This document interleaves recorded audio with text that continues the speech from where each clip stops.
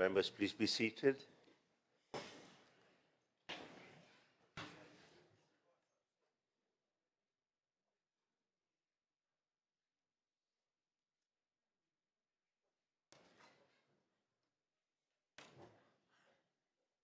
Honourable members, I will reshuffle the questions, the order of the questions this morning for some urgent reasons that I have been asked to, and I'm satisfied that it is quite in order for me to do that. And in which case I will, if you will allow me, I will call on firstly on Honourable Dinesh Sharma to ask question 259-2025 before I go back to the other two questions before that. Honourable Dinesh Sharma, you have the floor. Thank you, Honourable Speaker. I rise to ask question 259-2025 to the Minister for Multi-Ethnic Affairs and Sugar Industry. Can the Minister update Parliament on the long-term strategies that are in place to address land lease expiration issues affecting many sugarcane farmers? Thank you. I now call on the Minister for Multi-Ethnic Affairs and Sugar Industry, the Honourable Charan Singh. Thank you very much, Mr. Speaker, sir. And I must thank the honourable member for the question. Before I reply to you proper, I'd like to announce that the bar mill, the Rawai mill, is almost ready for operation. They are doing a testing today, and hopefully by 10th of December, the crushing will resume in the Rawai mill. Number two, Mr. Speaker, sir, I'd like to share something last Friday I had encountered in Bar. In Lautoka. We had the AGM of Fiji Sugar Corporation. And we happened to have a guest called Mahendra Pal Chaudhary, who was a small shareholder representing the National Farmers Union. Now, when my chairman, Mr. Nitya Reddy, asked him, he said, Mr. Chaudhary, should we have a mill in Penang?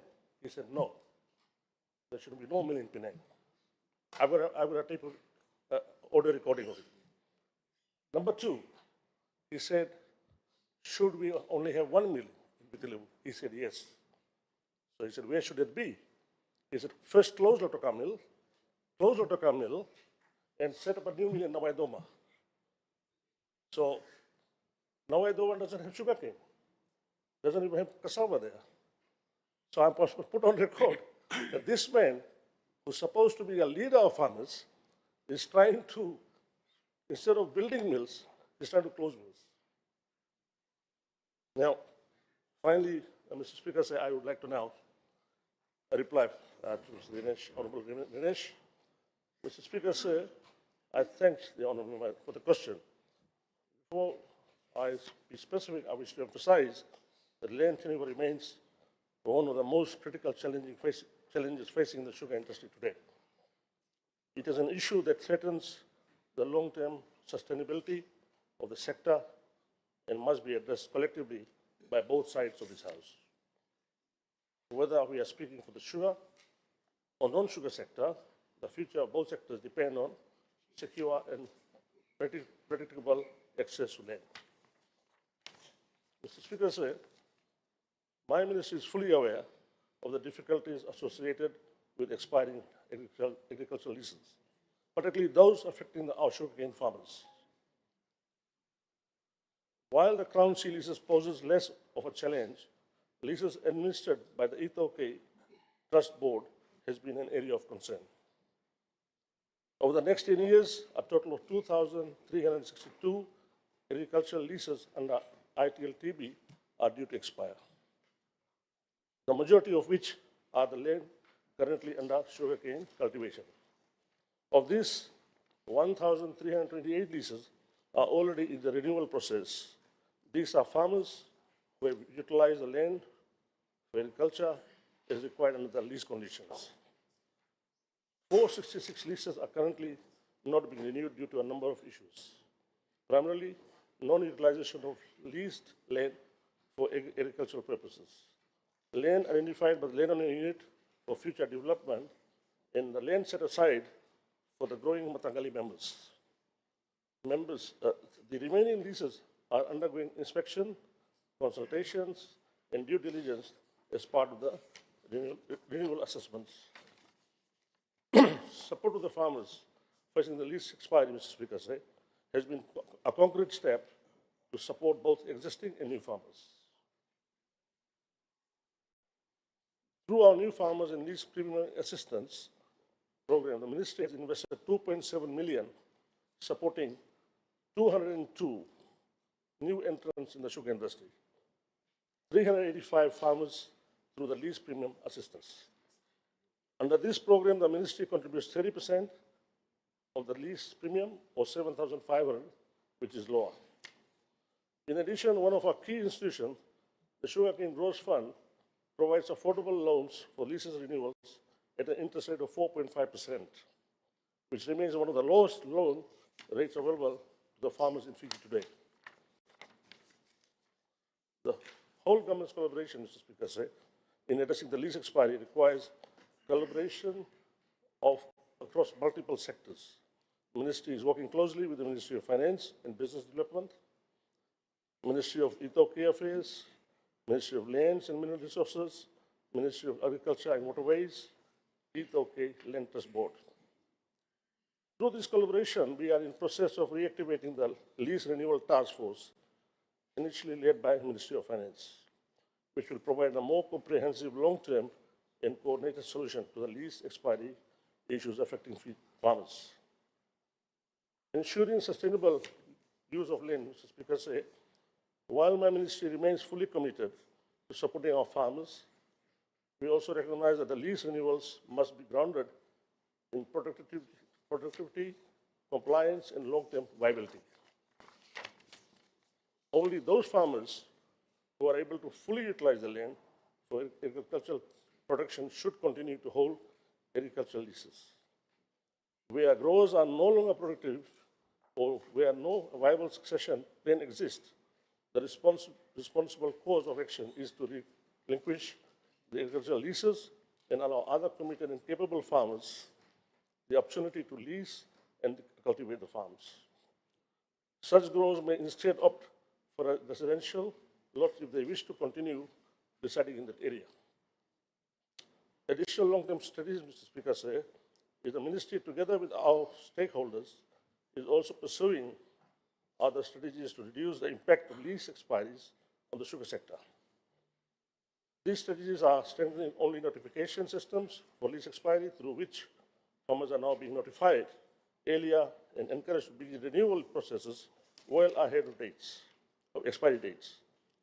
Encouraging farmers to have a succession plan, building partnerships with family members or neighboring growers to sustain cane production.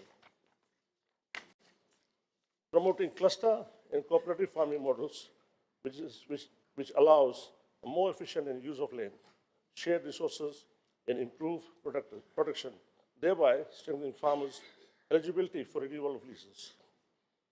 The ministry, in collaboration with the Fiji Sugar Growers Council, and already initiated a share farming program through which inactive or abandoned cane farms have been brought back into production by pairing willing growers with available farmland. Mr. Speaker, in addition to the current strategies, the ministry is preparing a policy paper proposing that the government, through the Ministry of Sugar Industry, assume a role of a head lessee for designated agricultural land and thereafter sublease this land to the sugarcane farmers. Mr. Speaker, this proposed model offers us several important advantages for the long-term sustainability of the sugar industry. Firstly, it provides a greater security and a continuity of land for cane production by preventing sudden disruptions and arising from a non-renewals or disputes.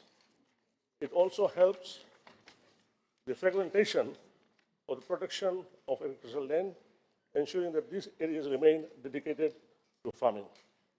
Secondly, the model allows land to be allocated to the most committed and capable farmers based on clear performance of criteria.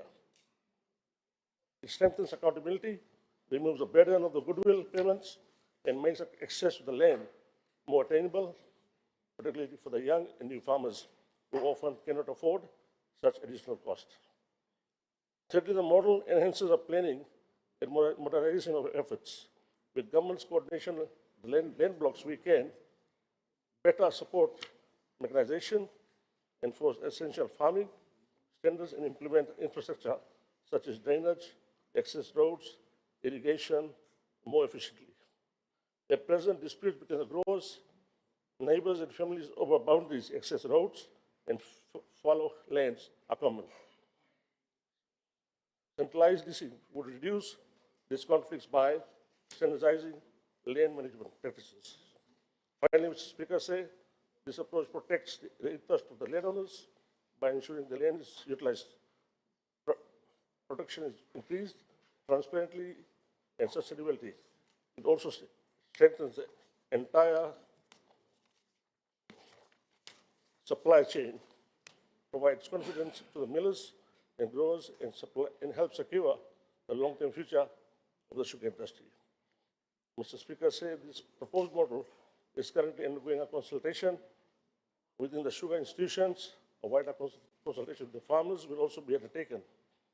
Once this process is completed, all views have been considered, the proposal will be submitted to Cabinet for consideration.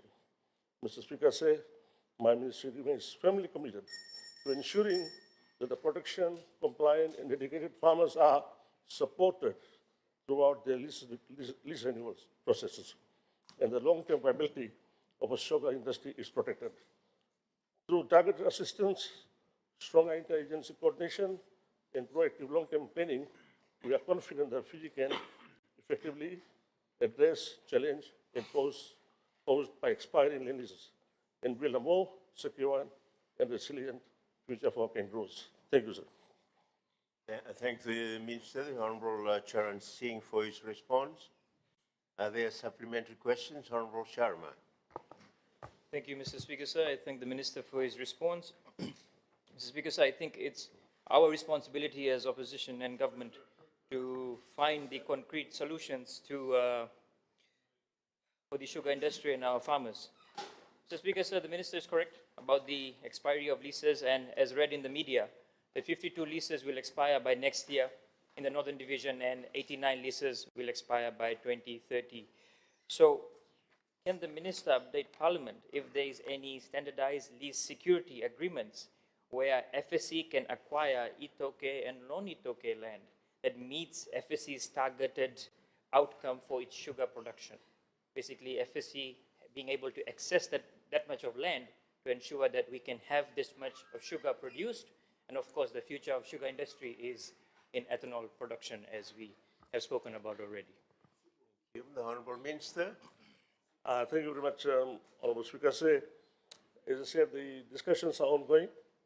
It's not a very simple issue, Honourable Ganesh, and we are very much concerned about this, that the sugarcane production, as much as we want to increase, the land issues becomes a stumbling block.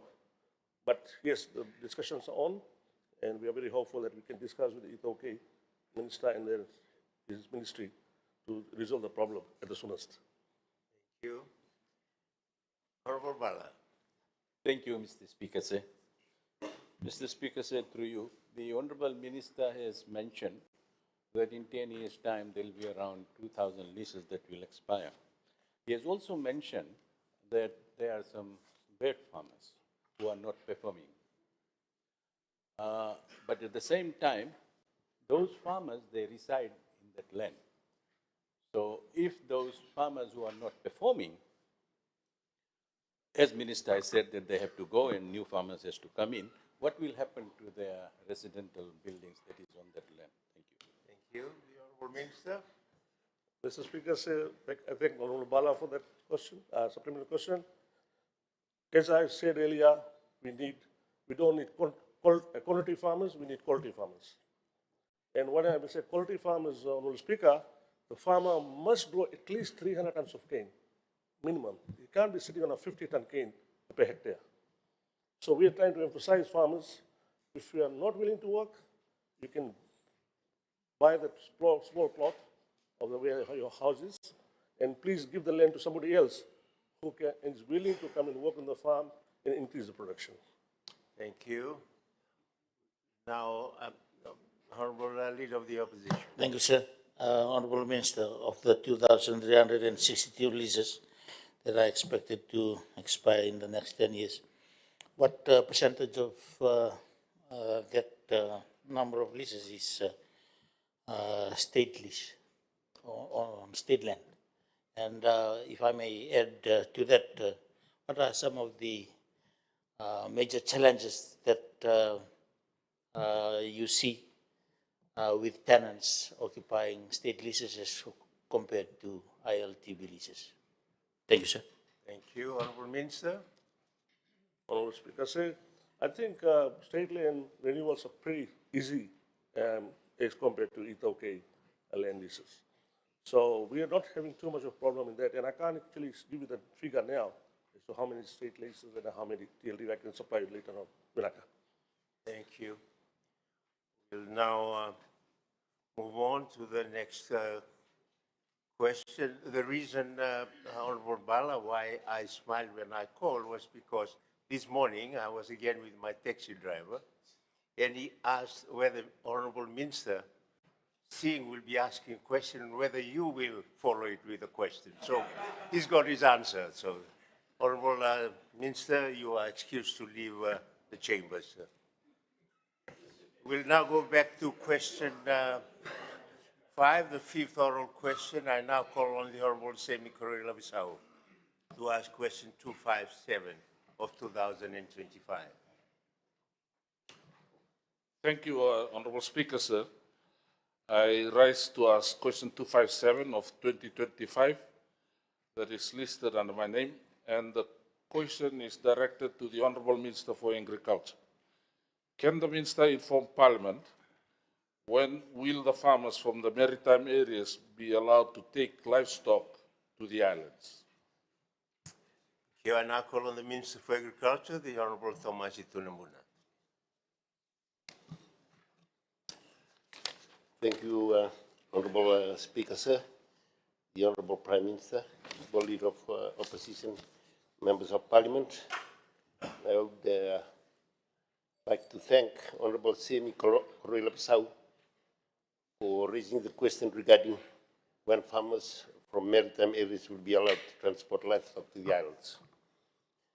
The concern of restrictions highlights the challenges faced by our farmers in the maritime islands and underscores the need for timely support and clarity in facilitating agricultural activities across our island communities. This is an important matter touching on agricultural livelihood, human and animal health, as well as national biosecurity. Honorable Speaker, sir, prior to modern biosecurity legislation, livestock movement in Fiji was less regulated. So outbreaks of serious zoonotic contagious animal diseases poses a significant threat to Fiji, the livestock sector, and human health. In response to this growing risk, Fiji modernized its animal and plant quarantine laws in 2008, and the Biosecurity Promulgation Act for 2008 was enacted to replace earlier quarantine plant and animal disease laws, including the Animal Importation Act and several contagious disease regulations. This reform established the Biosecurity Authority of Fiji, known as BEF, with a mandate to manage biosecurity risks at the border and across the islands. Since then, BEF has used its powers to declare biosecurity control areas that have certain disease or pest risks. These declarations give the legal basis of controlling the movement of animals, plants, and their products into, out of, or within such areas. This includes all areas of the main islands and the maritime zone.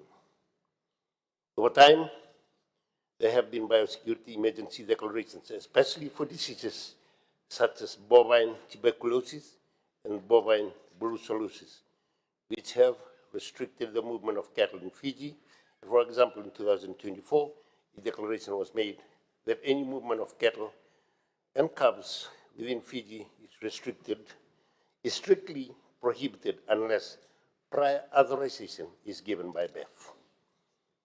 Honorable Speaker, sir, the strict approach of livestock movement includes the main island and the maritime islands, and is based on several factors, and these are: one, disease risks and containment. Disease such as bovine tuberculosis and bovine brucellosis represent serious biosecurity threats. These diseases can infect humans and animals and reduces productivity and reduce the livelihood of farmers. Second, preserving island-specific biosecurity status. Many of Fiji's maritime islands are relatively isolated and currently may not host certain livestock diseases. However, unregulated movement of infected livestock into clean areas could introduce disease to those previously uninfected areas. By regulating livestock movement, the government aims to protect these islands as disease-free zones and limits the spread of disease, as well as contain them during outbreaks. Third, economic trade consideration.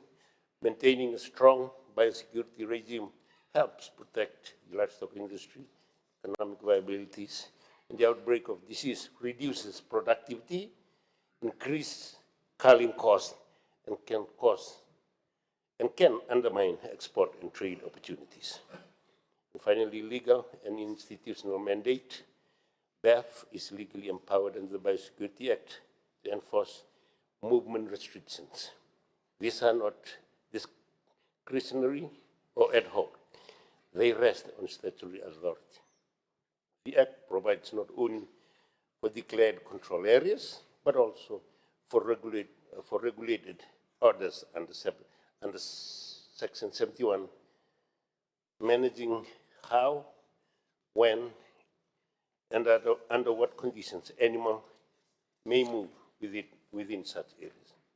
Honorable Speaker, sir, the Biosecurity Act of 2008, while not imposing an outright ban on movement, serves as the primary legislation governing both international and domestic movement of animal and animal product by placing strict control to manage biosecurity risk. There are also surveillance and testing mechanisms. For instance, the Ministry of Agriculture and Waterways works with BEF on a very clear test approach for brucellosis and tuberculosis before a farm can be confirmed clear.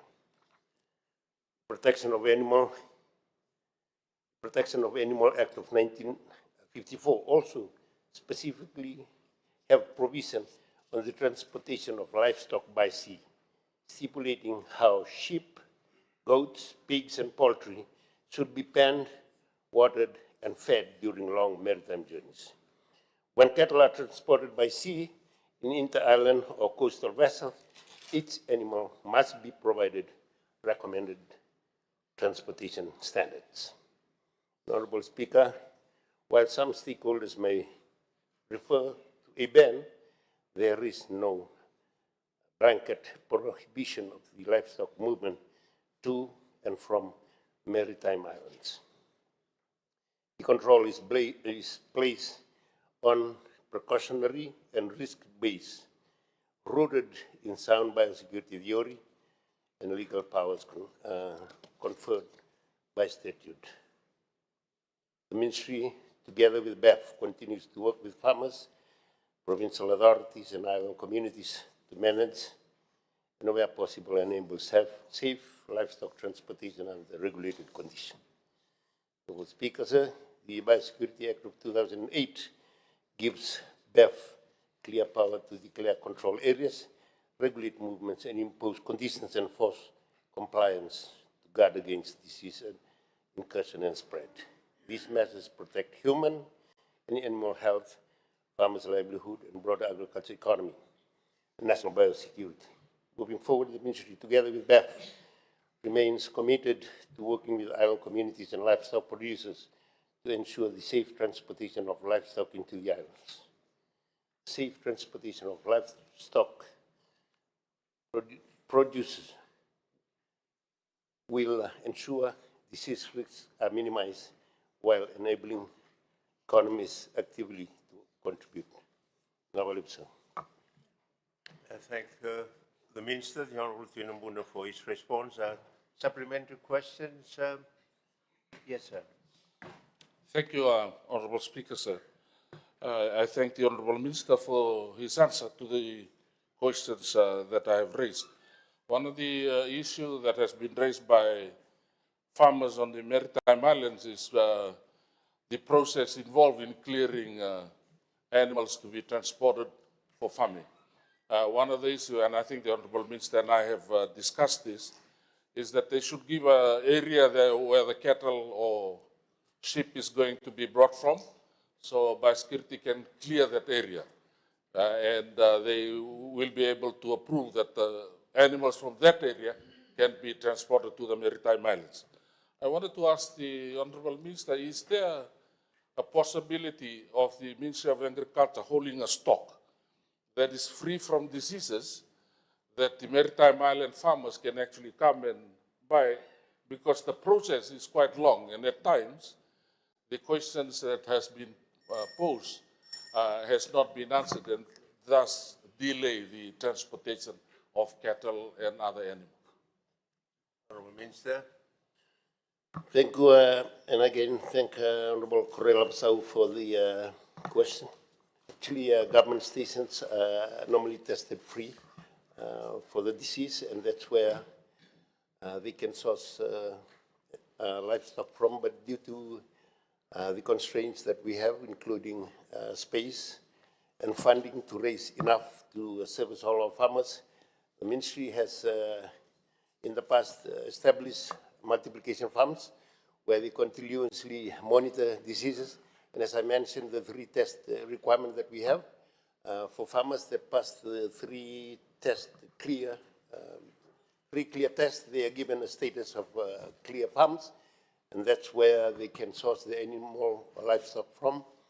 And the information on the farms that are clear are available with the ministry. Oftentimes,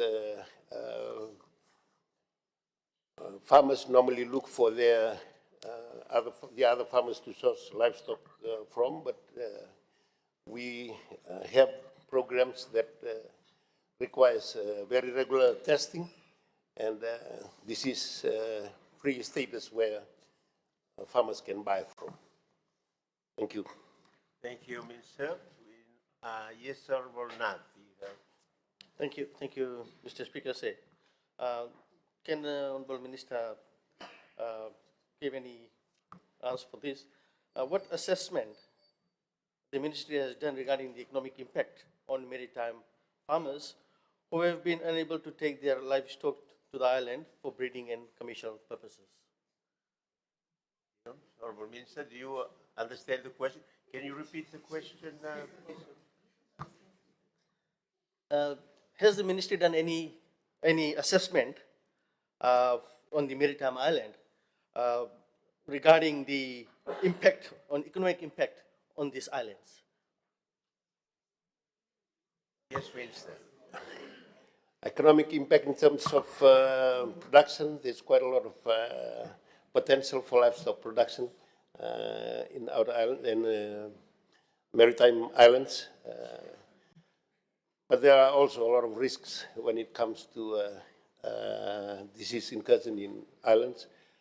Controlling diseases on small islands are much expensive than controlling diseases on the main island, simply because transportation has got a lot of, we are faced with the difficulties in the transportation costs. So analysis on the effect of both livestock production and the impact of diseases is, had already been made in the past, and that's how we are recommending for some areas where we can produce livestock, especially in the maritime.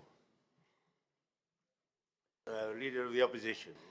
Thank you, Honourable Minister. While we appreciate all the efforts taken by the ministry to control the spread of these diseases. One of the big risks in this is stray animals.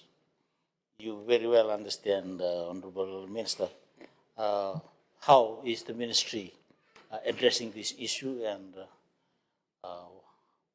what are the expectations as well, particularly to the owners of these stray animals. Honorable Minister.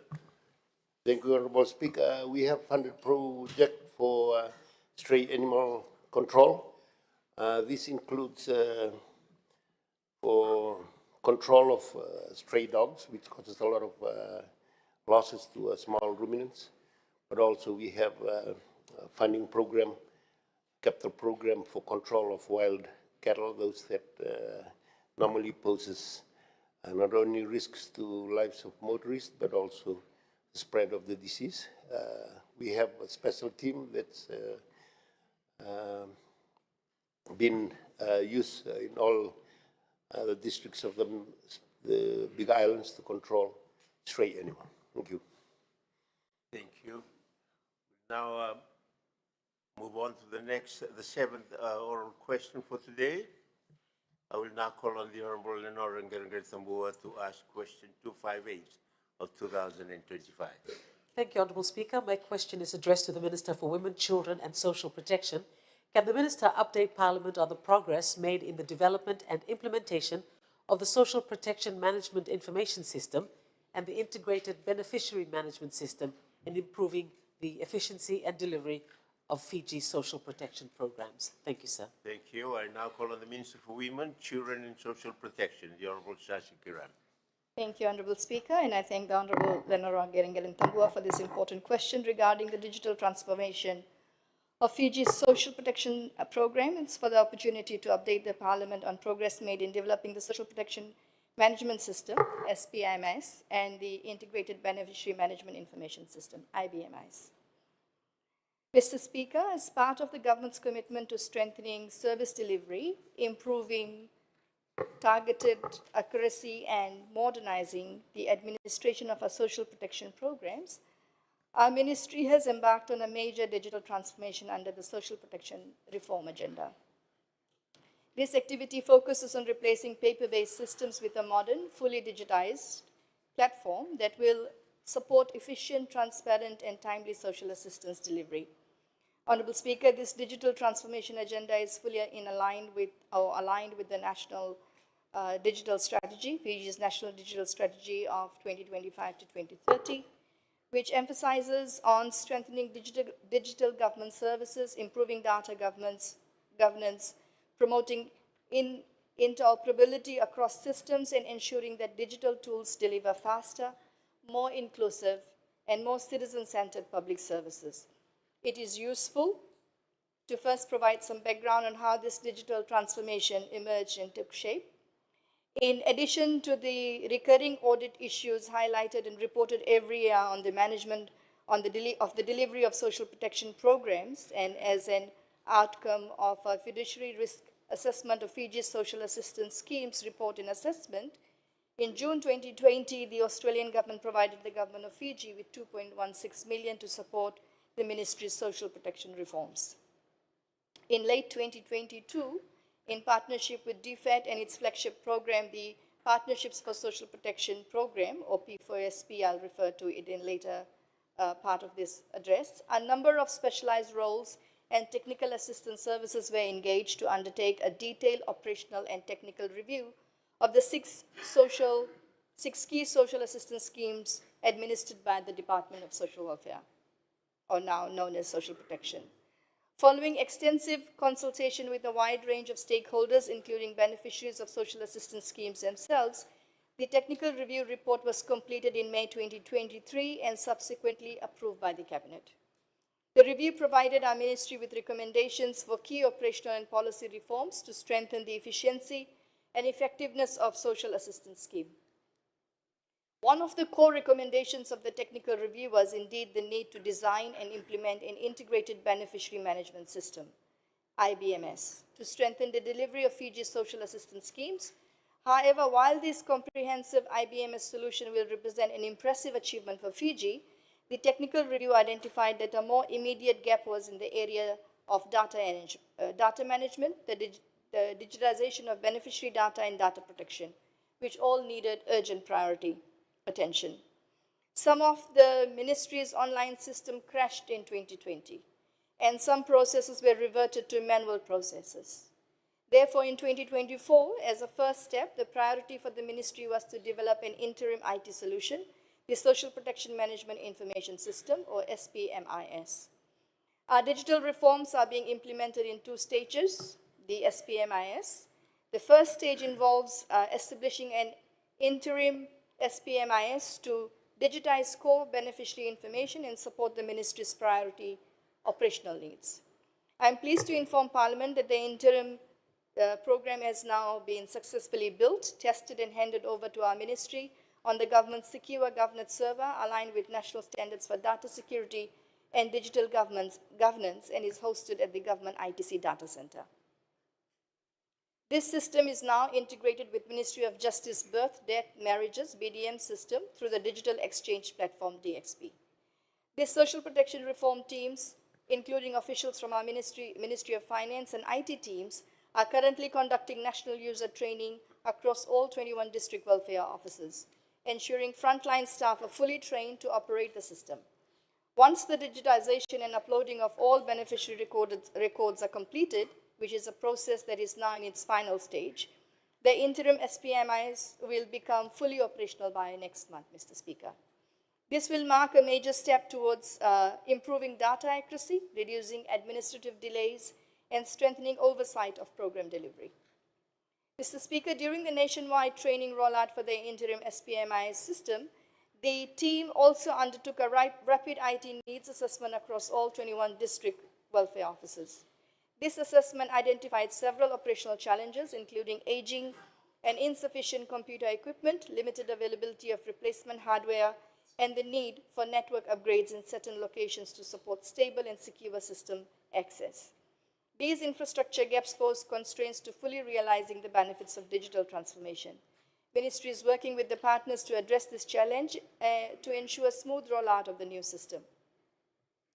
Integrated Beneficiary Management Information System is the second stage of this reform for a more comprehensive and strategic integrated system.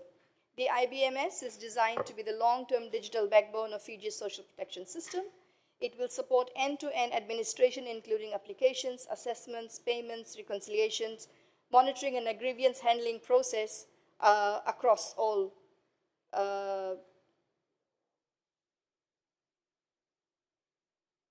sorry, Mr. Speaker. Strengthen our, this will enhance the full system design requirements for IBMS has finalized and formally endorsed. A team of software developers is now building the system, and first batch of modules was reviewed by the ministry late last month. The IBMS is on track for implementation in 2026, and once completed, will integrate all beneficiary data into a single, secure, modern platform. This will significantly enhance program efficiency, minimize errors, improve coordination across schemes, and strengthen our ability to respond quickly during emergencies or shocks. It will also integrate with the external system that will support with validating the eligibility criteria of each application. Mr. Speaker, the progress of the SPMIS and the IBMS advances several core commitments of Fiji's national digital strategy. Seamless and citizen-centric services, faster processing, fewer in-person visits, and more transparent case management for beneficiaries. Stronger data systems and analytics, better visibility of beneficiary profiles, reduced duplication, and enhanced ability to evaluate program effectiveness. Improved interoperability, the IBMS is being designed to interface with other government platforms, contributing to whole of government digital integration. And digital inclusion, that means training across district welfare offices, ensures frontline staff and the communities served benefit from enhanced digital capability. And hosting on GovNet ensures alignment with national cybersecurity and data protection standards. Mr. Speaker, the digital transformation of Fiji's social protection program is one of the most modernization reforms within the social sector underway in the ministry. By transitioning from fragmented paper-based processes to a modern digital ecosystem, we are moving towards a faster service delivery, improving targeting, better transparency, and stronger accountability. In parallel, as part of reform, the ministry will need a functional review to strengthen role descriptions, clarify responsibilities, and enhance internal technical capacity to manage and maintain the new data systems. This review will ensure that Department of Social Protection is also equipped with the right skills and organizational structure to sustain the effective digitalization of Fiji's social protection system.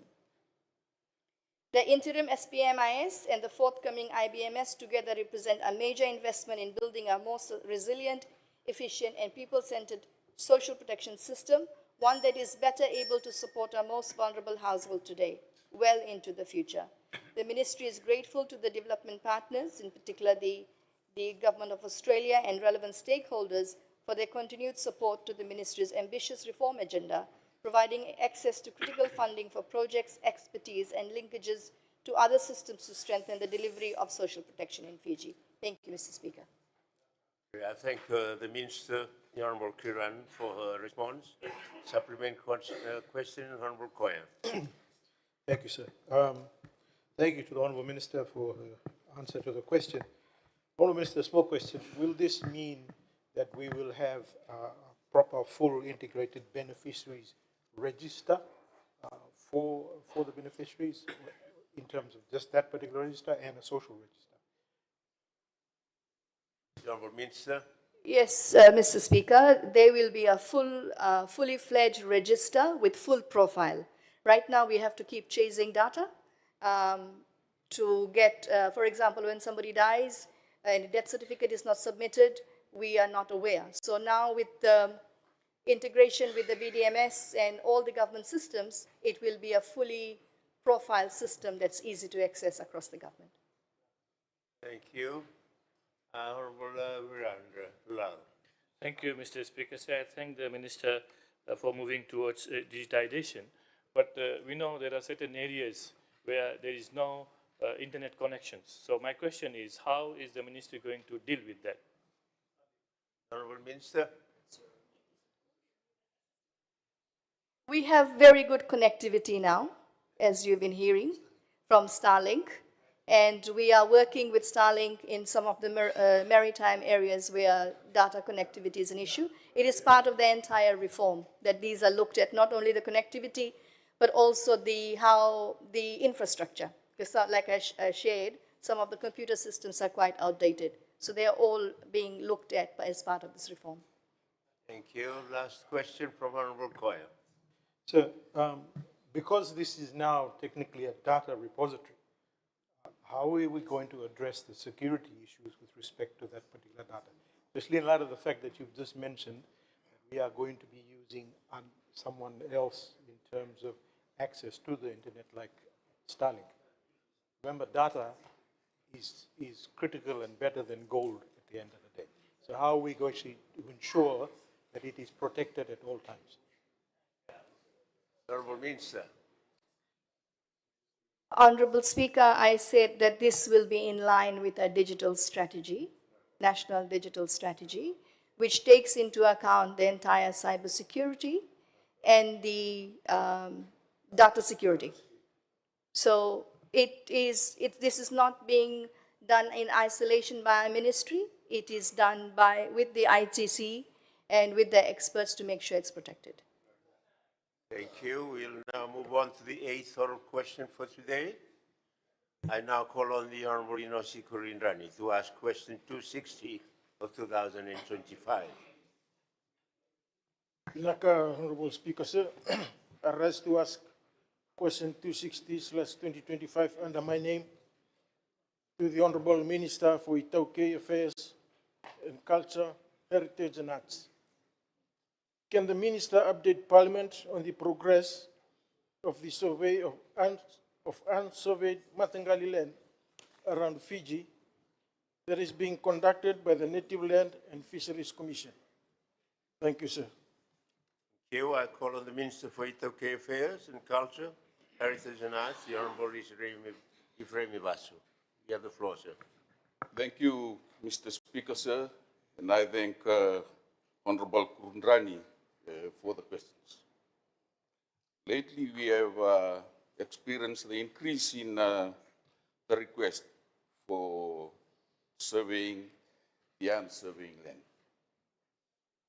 especially in the areas where development have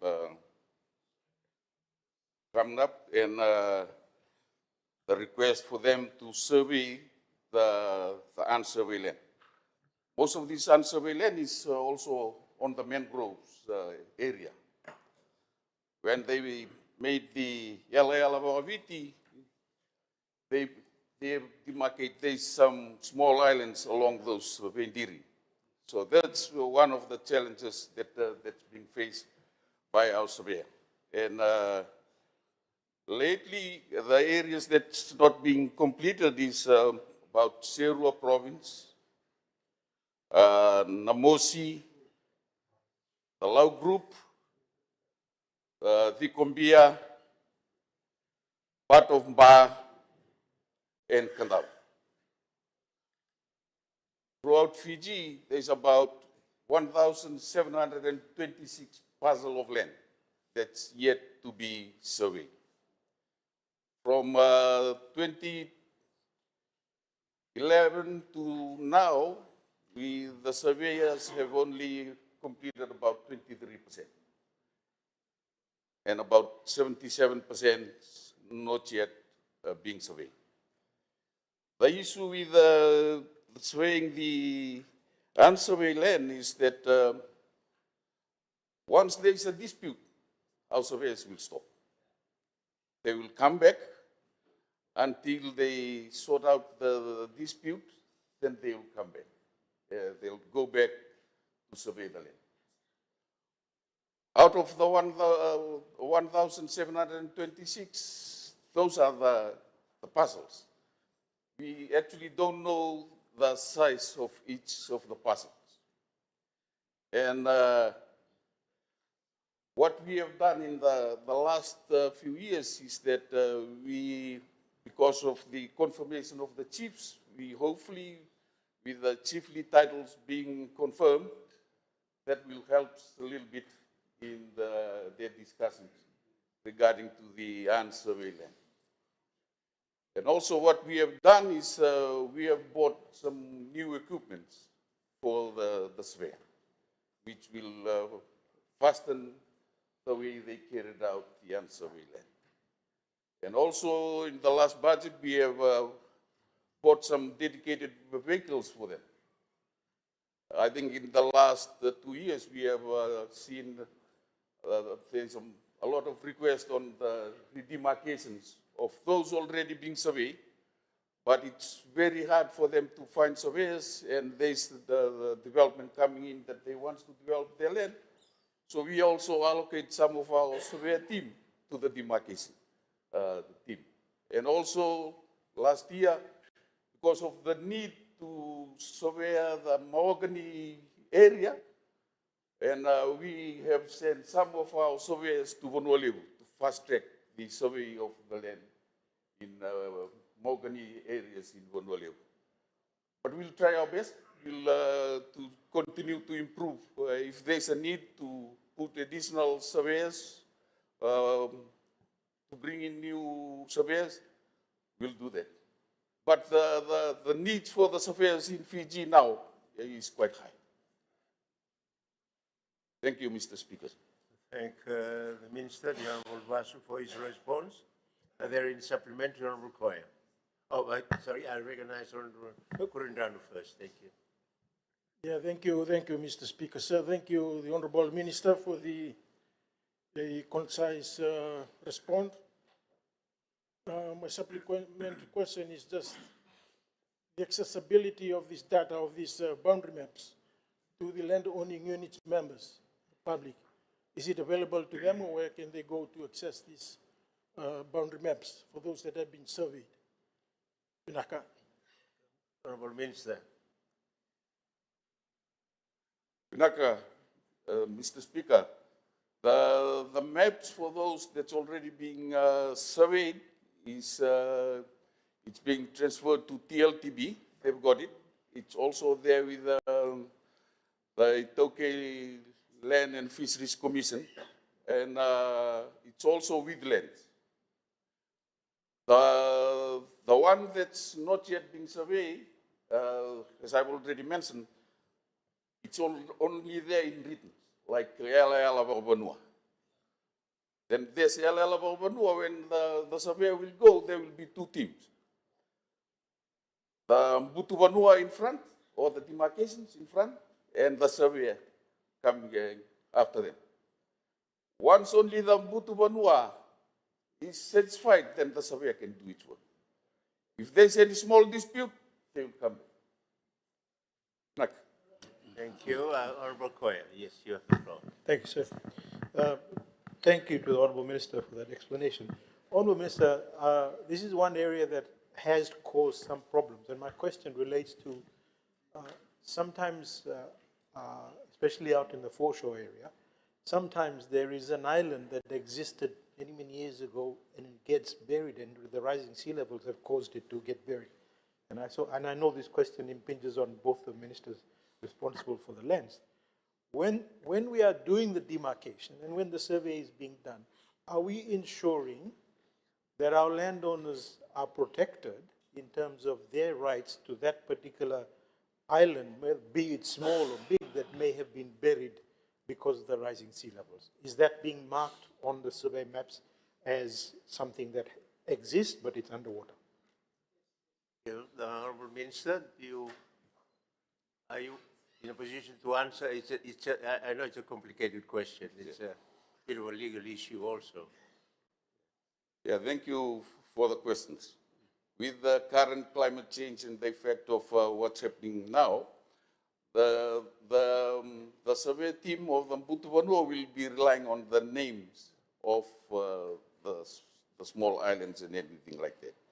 If it's right, and it's right with their LL Abogaviti, then they will recognize it. In some place like the Fantasy, there was few islands there that were being disputed that end up in court.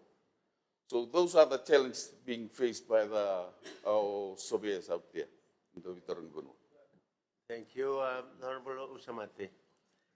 I thank the Honourable Minister for his replies to the question. I'm just wondering how the Minister proposed to deal with issues where it is traditionally known that land belongs to a particular Matangali, but now that it has been assigned to another one.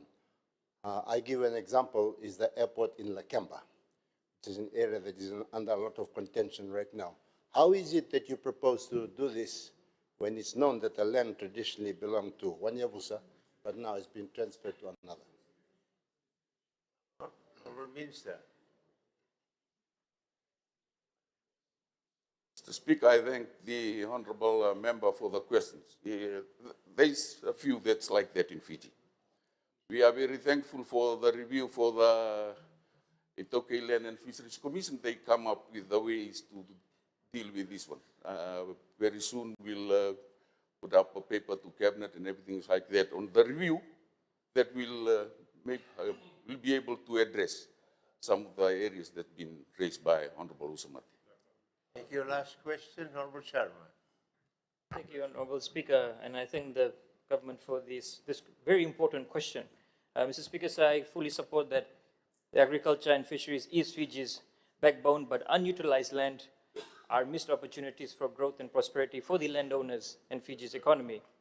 Mr. Speaker, sir, in aspects to reserved and de-reserved land, is the ministry looking forward for a formulation of a policy or provision that ensures that land must be utilized within a certain period of time for development? And is there a support structure in the future that will help the landowners for entrepreneurship and further development?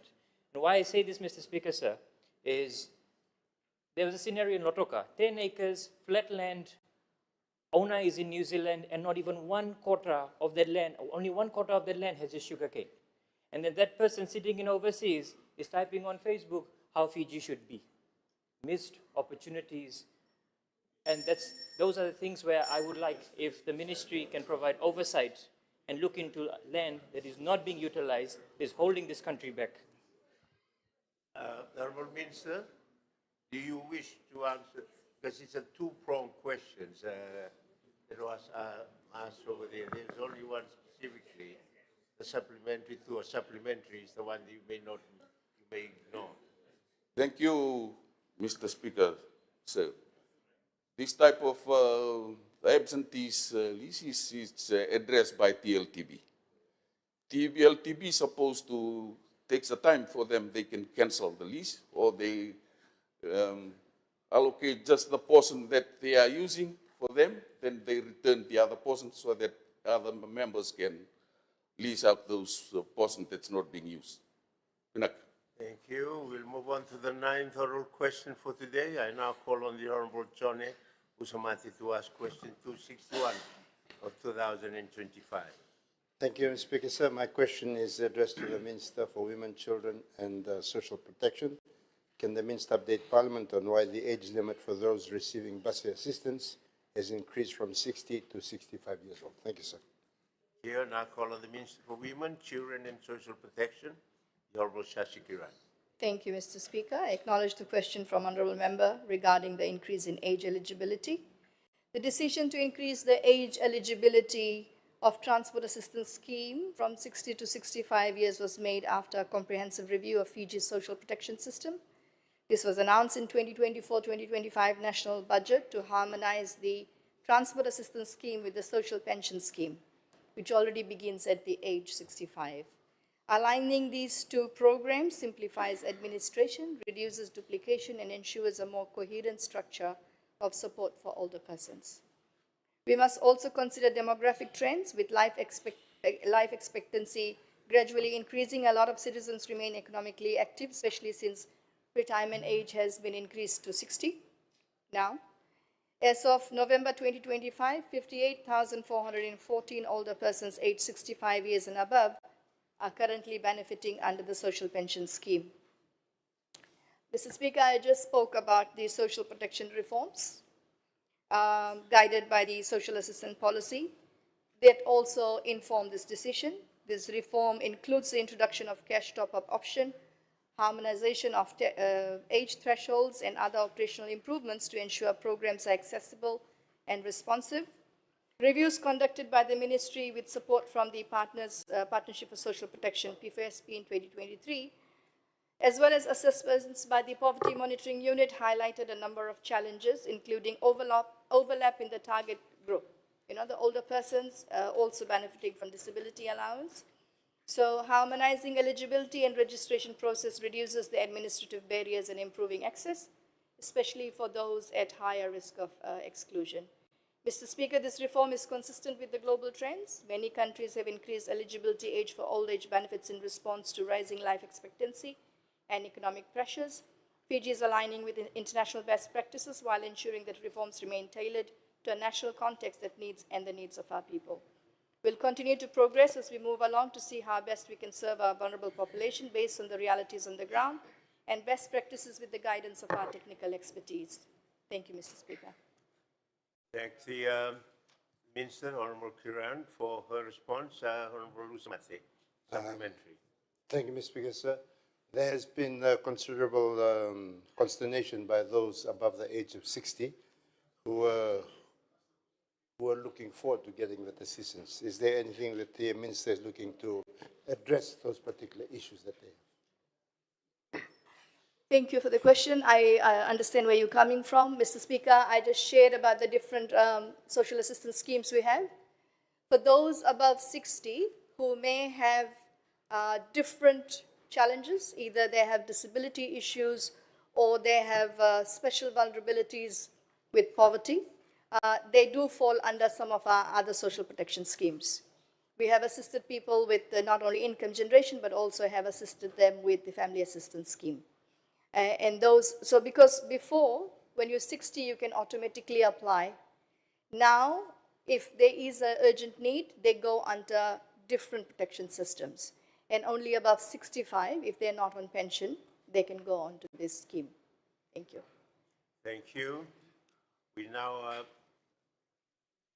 Honourable Virendra, yes, last question. Thank you, Mr. Speaker. Mr. Speaker, I know there are a lot of people who are above 65 years and who very well qualify to receive these bus assistance, but they are not receiving it. And there are some people who also qualify, but they are not receiving it on time. So can the Minister explain this, please? The Honorable Minister. If you know of people above 55 who are in need, they could be referred to our system. They will not necessarily, it doesn't mean if you're above 55, you don't have pension, you'll automatically get this assistance. We would, like I said, we'll refer them to different social protection schemes. Bus fare is for above 65. So feel free to refer cases which you know are very poor or cannot afford, but the actual eligibility will be from above 65. Thank you. Our final oral question for today, I call on the Honorable Adipati Tridolo to ask question 262 of 2025. Thank you, Mr. Speaker. Oral question 262/2025, and my name is directed to the Minister for Rural and Maritime Development and Disaster Management. Can the Minister update Parliament on the positive impact of the rural housing program to the rural and maritime communities since its reinstatement in 2023? Here I call on the Minister for Rural and Maritime Development and Disaster Management, the Honorable Sekia Sinditoka. Thank you, Honorable Speaker. I thank the Honorable Member for the question and welcome this opportunity to provide an update on the progress of the Rural Housing Assistance Program since its reinstatement in 2023. This government has made a clear strategic decision that rural housing must evolve from low-impact welfare scheme into a core driver of rural transformation, poverty reduction, and climate resilience, Mr. Speaker, sir. I can make the bold claim that in the lives of those who have been assisted, it has been transformational. This became the foundation of the comprehensive re-engineering of the program through its policy design, delivery mechanism, affordability structure, resilience standards, and economic empowerment components. And the results speak for themselves. Over 310 homes completed to date, 92 more households targeted this financial year, a shift towards engineer-certified disaster-resilient designs, and a new assistance model that is inclusive, pro-poor, and realistic. Mr. Speaker, sir, the program reform was not optional, it was strategically and economically unavoidable. Within just 2 months of reinstatement, the ministry received 665 applications. This was not a normal demand, it was a national sign, a signal of unmet need accumulated over years of program stagnation. The data confronting us was compelling. Building materials for a standard rural home increased by 153% between 2014 and 2024. Yet the contribution required from families remained the same. Rural poverty sits at around 41.5%, almost double the national average. 46% of rural homes were classified as structurally weak and unlikely to withstand destructive winds. Tropical Cyclone Winston alone caused $752 million in housing damage. These facts demanded decisive leadership. They demanded modernization. They demanded a government that listens, understands, and acts. Mr. Speaker, sir, the shift to a 1/6 contribution on new housing structures under Scheme 2 was a strategic and compassionate reform aligned to evidence of rising costs, rural hardship, and vulnerability. The single decision improved housing affordability by 45%, increased access for low-income rural families, reduced project reprioritization due to the relative unaffordability of the 1/3 contribution, and ensured the program stays pro-poor. And this is what strategic policy looks like, through a targeted, evidence-based, and responsive approach to real-life conditions. And under this program, every new home now follows engineer-certified designs, the National Building Code, the National Disaster Risk Reduction Policy 2018 to 2030, and aligned to the Sendai framework. This is a major shift, Mr. Speaker, sir. Where past homes were vulnerable, this government builds for safety, survival, and long-term resilience. The program now doubles as a rural economic stimulus as well. Timber and hardware are procured locally, community members are trained and certified, local contractors participate in construction, and value stays circulating in the rural economy. This builds the very foundations of self-reliance, community enterprise, and rural economic stability. The successful community-led timber housing schemes in Lekanai Ngau, Nangalotu in Kandavu, and Vunisei in Kandavu demonstrate the power of this partnership model with the Ministry of Forestry under Scheme 3 on the utilization of the resource owners' timber and native trees. The Ministry is also in the final stages of securing a partnership with the Fijian National Provident Fund regarding assistance to members on their 1/6 contribution. Mr. Speaker, so it is important for this House to clearly understand the difference between what the previous administration left behind and what this government has delivered. Under the previous administration, the program stagnated. There was a half-hearted attempt to deliver the program, which ended up with it being mothballed under the auspices of another ministry and ended up with no homes being constructed. Progress was minimal, which created severe backlogs. The coalition government inherited a dormant rural housing assistance program from the previous government and had to organize a reimbursement of numerous very frustrated and upset rural housing assistance scheme applicants who had already paid their 1/3 contribution. The program was reinstated and modernized. 310 homes have been delivered, with 92 more underway. And engineer certificate cyclone resilient designs now standard. Contributions reduced to 1/6. Flexibility was introduced to accommodate genuine hardship. Termite-resistant concrete options were added. Other communal structures are now eligible for support, and capacity building is embedded into the program. Mr. Speaker, so these are not small changes. This is a difference between a government that had neglected on its duty to its citizens and a coalition government that delivers real transformation for rural and maritime families. Mr. Speaker, sir, the rural housing program is a strategic pillar that contributes directly to rural poverty reduction under the National Development Plan 2025-2029, integrated rural development under the National Rural Development Policy, which is currently in the consultation stages, disaster preparedness under the National Disaster Risk Management Act 2024, economic empowerment and inclusive growth, and long-term resilience and reduction of post-disaster government spending. Rural housing, therefore, Mr. Speaker, sir, is a strategic investment in rural transformation. Mr. Speaker, sir, the Transform Rural Housing Program has restored dignity, strengthened resilience, empowered communities, and placed families at the center of development. It is now stronger, fairer, more accessible, and makes communities more resilient than ever before. This government remains committed to expanding its reach so that every Fijian family, no matter their location, can enjoy the safety, security, and dignity that a resilient home provides. We are laying the foundations for rural transformation, economic empowerment, and a more resilient Fiji. Before I take my seat, Mr. Speaker, sir, I'm reminded of what the late Ratu Serkam Sesemara once said about development in Fiji. The true measure of national development is seen in our rural areas. The people in our villages, our settlements, and our outer islands can feel progress in their daily lives, and the country is moving forward. If they cannot, then we still have work to do. Thank you, Mr. Speaker, sir. I thank the Honourable Ditoka for his reply. Are there any supplementary, Honourable Usamate? Thank you, Mr. Speaker, sir. It's a bit nauseating and amusing. I'm sorry, can I just go back to the original question posed by, and I'll come back to you. My apologies, Usamate. Thank you, Mr. Speaker. Supplementary question. I thank the Honourable Minister for his response. We understand that to be eligible under the Rural Housing Program assistance, the applicant must reside permanently in the village or rural settlement recognized by the Provincial Council or District Advisory Council.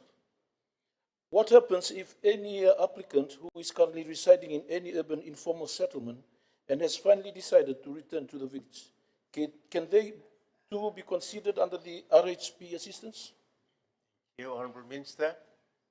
Thank the Honourable Member for the question. Yes, as long as they reside in the rural community, whether it's a village or a rural settlement, then they are eligible for the program. Speaker, sir. Thank you. Honorable Mswati. Thank you, sir.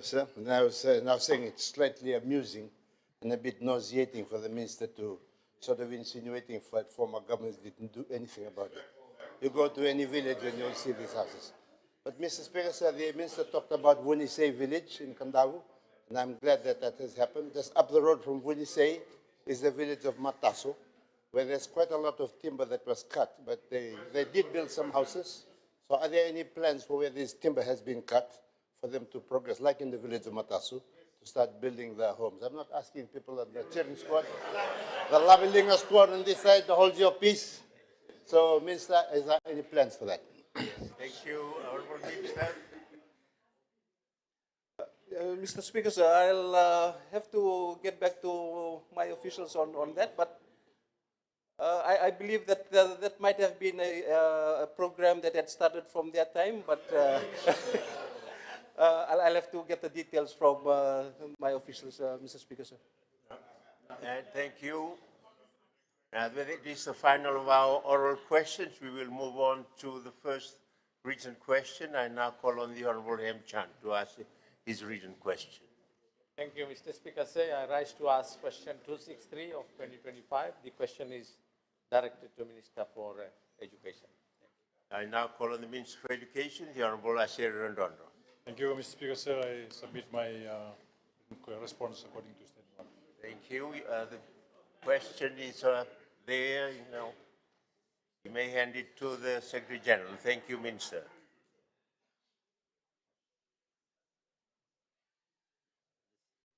Second written question, I now call on the Honorable Rathwis Kelly-Tuwailevu to ask his written question. Thank you, Honorable Speaker. Written question 264 of 2025 listed under my name to the Minister, Fisheries and Forestry. Thank you. In the absence of the Minister, I will now call on the Leader of the Government, the Honorable Rothwis Awau, for his response.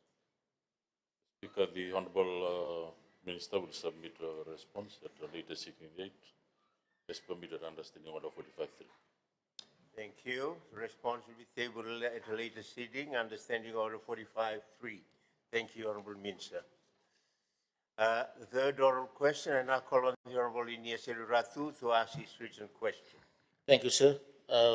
Question 265 for 2025 is directed to the Honorable Minister for Policing and Communications. You are now called on the Minister for Policing and Communications, the Honorable Ioane Neville-Rua. Honorable Speaker, sir, I wish to table my response.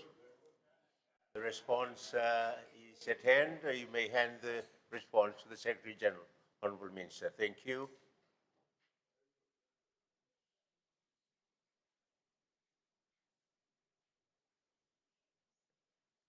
Thank you, honorable members. The question time is now over. Move on to the next item on the order paper, Secretary General. Consideration of bills. I now call upon the Minister for Itaukei Affairs, Culture, Heritage and Arts, the Honorable Ephraim Ivasu, to move the first reading of his bill.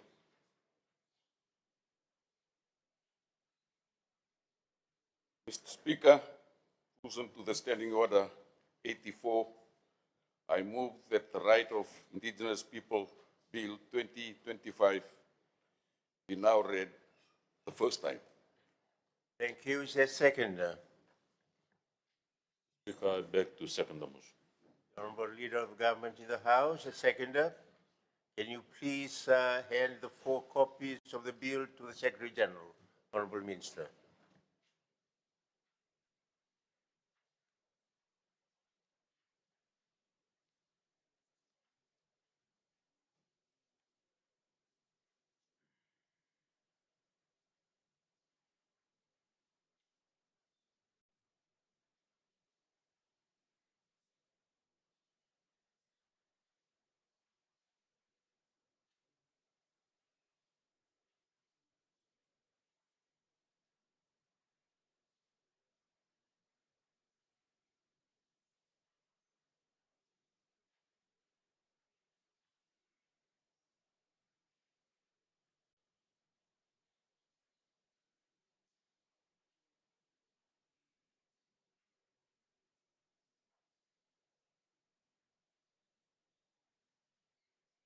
As we are almost close to 12:30, our normal time for break, we are almost towards the end of our order paper for today. Unless I hear any violent objections, we will continue to the end of the order.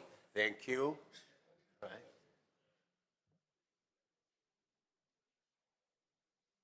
Secretary General. A bill for an act to provide for the recognition, protection, and promotion of the rights of indigenous people, to give effect to the United Nations Declaration on the Rights of Indigenous Peoples, and for related matters, Bill number 37 of 2025. Thank you, honorable members. In accordance with the Standing Order 84, Clause 1, the bill has now been read first time. The bill will now be listed on the order paper and set down for second reading at a future sitting of Parliament. In that respect, I would encourage all the honourable members to study and examine the bill and prepare accordingly, noting that the second reading will primarily focus on the principles and merits of the bill. Thank you, honourable members. Next item, Secretary General. Motion pursuant to Standing Order 130. I now call on the Minister for Justice and Acting Attorney, the Honourable Shirami Thuranga, to move his motion. Mr. Speaker, I move that the Standing Committee on Foreign Affairs and Defense review the International Convention on Maritime Search and Rescue 1979. Thank you. Is there a seconder? Mr. Speaker, I beg to second the motion. Honourable Rothis, the Leader of Government in the House, seconder. Honourable members, the Honourable Acting Attorney has moved a motion to refer the treaty to the Standing Committee on Foreign Affairs and Defence. I can confirm that the Honourable Acting Attorney has provided me with copies of the treaty and written analysis as required by Standing Order 130, Clause 2. Therefore, pursuant to Standing Order 130, Clause 3, the treaty and analysis stand referred to the Standing Committee on Foreign Affairs and Defence for consideration and review. The committee may table a report to Parliament not later than 30 days from today. Thank you, honourable members. We will proceed to the next item of the order paper, and that is adjournment. Honourable members, that brings us to this end of today's sitting. Thank you for your participation. Parliament is now adjourned till tomorrow at 9:30.